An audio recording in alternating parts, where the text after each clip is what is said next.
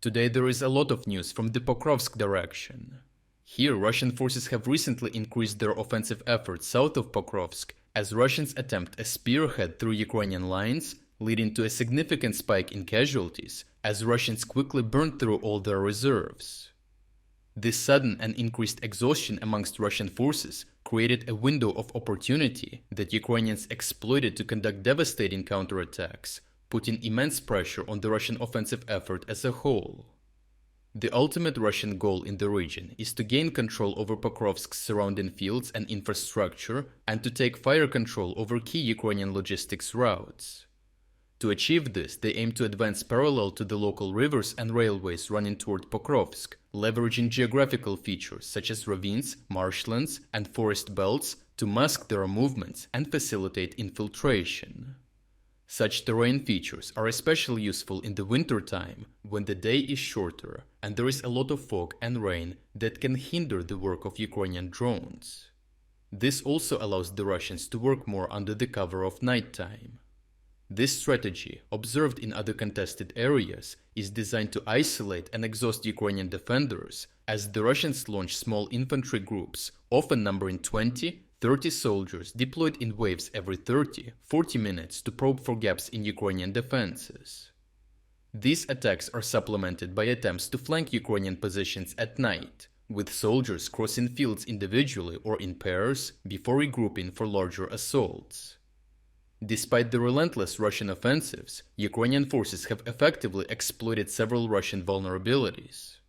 The fragmented nature of Russian assaults, combined with their reliance on pure infantry tactics, leaves attackers vulnerable to well-coordinated defensive measures.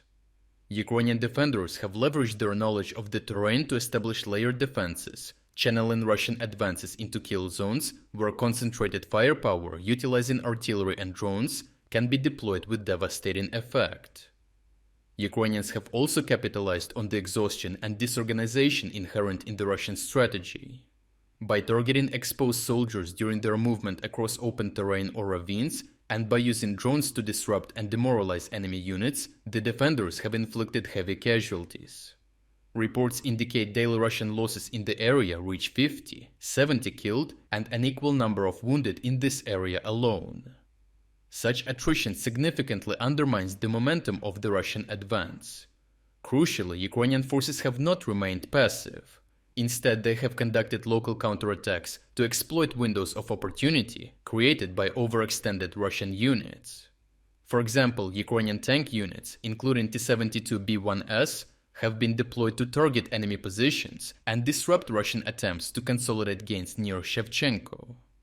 Geolocated footage shows how they target Russian positions in houses and 3 lines, successfully eliminating the enemy.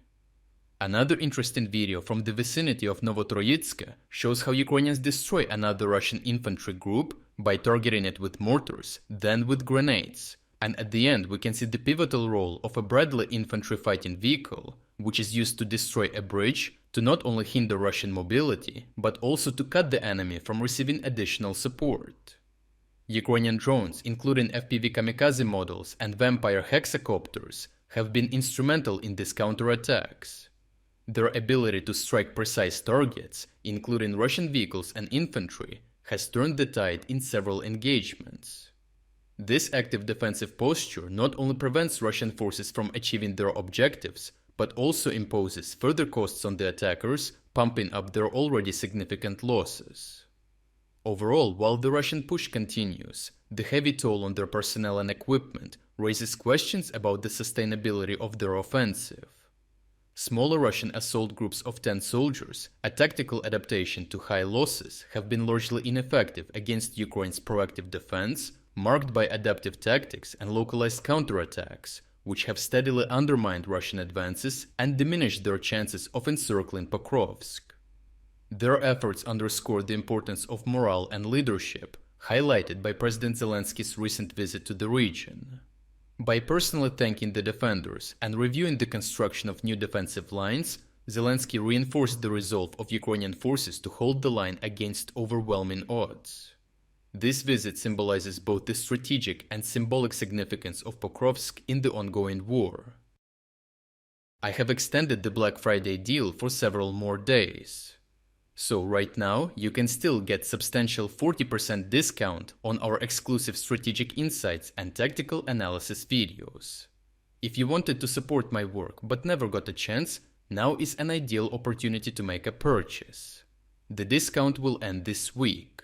So check out the link in the description to take advantage of this offer before it expires. Your support makes a decisive difference for our ability to continue producing these reports.